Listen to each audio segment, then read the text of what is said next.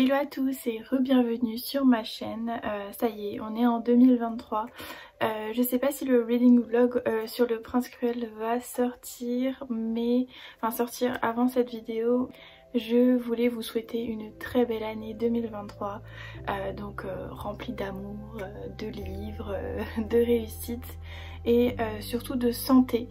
J'espère que vous allez tous très bien en ce début d'année, que vous avez été gâtés et surtout que vous avez passé de belles fêtes entourées de votre famille. En tout cas, je voulais vous retrouver en ce début d'année pour vous faire mon top 10 de mes meilleures lectures. Donc comme vous voyez, je ne suis pas dans mon habitat naturel tout simplement parce que là avec la lumière qu'il y a, c'est juste pas possible pour filmer.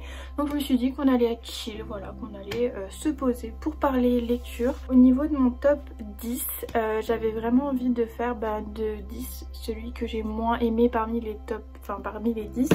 Sauf que j'avais pas trop envie de privilégier un livre plutôt qu'un autre.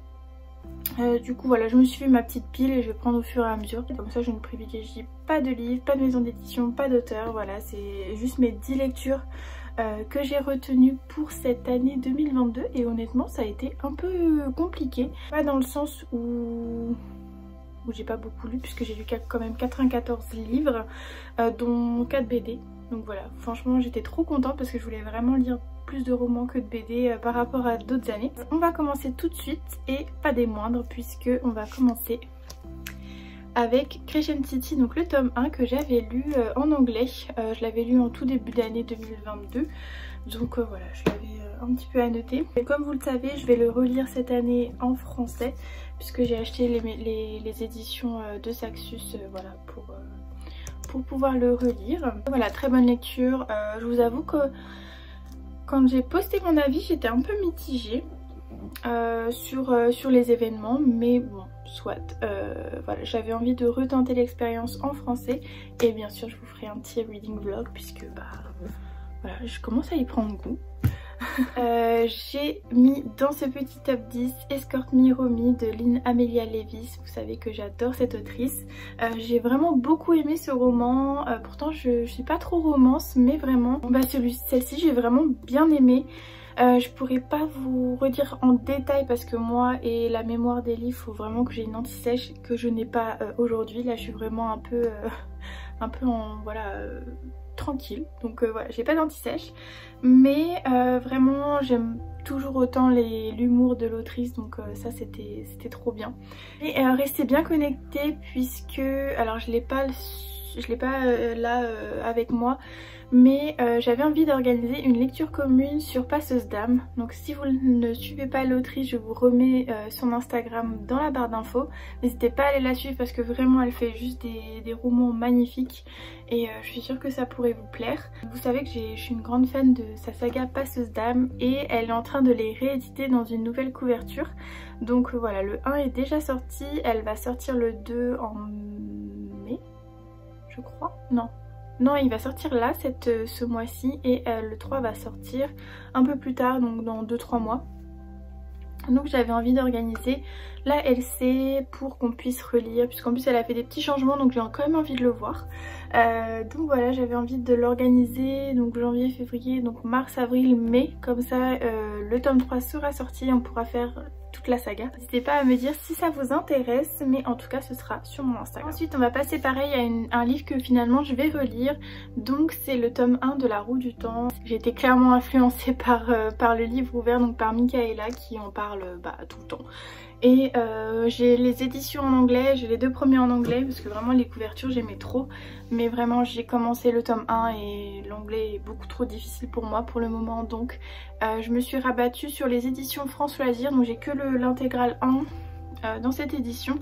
Et ensuite c'est pas grave, je continuerai avec les éditions Brajlon qui sont tout aussi bien. J'avais beaucoup aimé cet univers. J'ai 2 personnes sur Instagram qui vont lire cette saga avec moi cette année, donc j'espère bien avancer parce que j'ai vraiment envie de lire un peu plus de fantasy adulte cette année. D'où le fait que je vais lire La Roue du Temps et Brandon Sanderson. J'espère vraiment bien avancer dans les archives de Rochard. Pour ce mois-ci je vais relire le tome 1. Je crois que celui-ci, en gros il y a le tome 1 et le tome 2. Enfin en gros l'œil du monde, le tome 1, et voilà. La version anglaise c'est tout ça. Brajlon ils l'ont découpé en 1 voire 2 tomes, mais voilà, pour l'édition anglaise en tout cas France Loisirs ils ont fait en entier. Ensuite évidemment je ne pouvais pas ne pas le mettre. Là je vous ai mis l'édition collector, mais il s'agit de l'Empire du Vampire de J. Christophe, qui a été la rencontre du mois d'octobre que j'ai animée à la librairie Kléber. Et voilà, c'était juste trop bien. J'ai beaucoup aimé ce livre, franchement il est illustré en plus, c'était vraiment la fantaisie comme j'aime. Donc voilà, il est dans mon top, limite dans mon top 5 de l'année. Je vous le recommande si vous l'avez pas encore lu, vraiment ça vaut le coup même si c'est un pavé. Mais voilà, n'hésitez pas à aller le lire. Ensuite, vous allez être content pour certains, La vie invisible d'Adi Larou. Évidemment, je ne pouvais pas ne pas le mettre dans le top 10. Et ce livre, il m'a quand même fait quelque chose, donc je ne pouvais pas ne pas le mettre. Là, je pense que vous êtes quand même nombreux ici à l'avoir déjà lu, mais si vous ne l'avez pas fait, vraiment, vous pouvez y aller les yeux fermés. Je suis sûre à 100% que tout le monde va aimer ce livre. Personne ne peut rester indifférent, même pas moi, à ce roman, donc vraiment foncez. Ensuite, encore un de Saxus, et oui, il s'agit du sang, enfin le sang et la cendre de Jennifer L. Armentrout, voilà, qui m'avait versé ma petite larme, donc je ne pouvais pas ne pas le mettre pareil dans mon top 10, il est même dans mon top 5. D'ailleurs je repousse la lecture du tome 2 qui me regarde comme ça et qui me dit mais qu'est-ce que tu attends? Qu'est-ce que tu attends? Mais voilà, j'ai pas encore eu le courage de m'y mettre, mais en tout cas ce livre ça a vraiment été voilà, trop bien. Pareil, c'est très rare quand même que je pleure sur un livre, et là ça a été le cas. Et puis cette couverture, comment résister? Ensuite j'avais envie de mettre à l'honneur une autrice que j'aime beaucoup, et il s'agit de Aurélie Wellenstein avec son nouveau, je sais pas si c'est une duologie ou une trilogie, mais en tout cas c'est L'épée, la famine et la peste. Le tome 2 est sorti ou va sortir en janvier. Enfin oui, il va sortir en janvier, donc moi je l'ai reçu de la part de Scrino, donc j'ai trop hâte de m'y mettre. Mais vraiment cette autrice, tous ses romans sont géniaux. Il y a vraiment une autrice que vous n'avez pas encore découvert et qu'il faut découvrir en 2023, c'est bien Aurélie Wellenstein. Voilà, surtout avec la cause animale qui est beaucoup représentée dans ses livres. Moi j'avais beaucoup aimé également Mère morte. Top 5 pour Aurélie Wellenstein, parce que, et surtout avec celui-ci que j'ai beaucoup trop aimé. Ensuite on va voyager un petit peu puisque j'ai mis également La Cité de Laiton dans mon top 10. Que dire de plus sur ce livre à part qu'est-ce que j'ai fait pour attendre aussi longtemps avant de découvrir cette saga?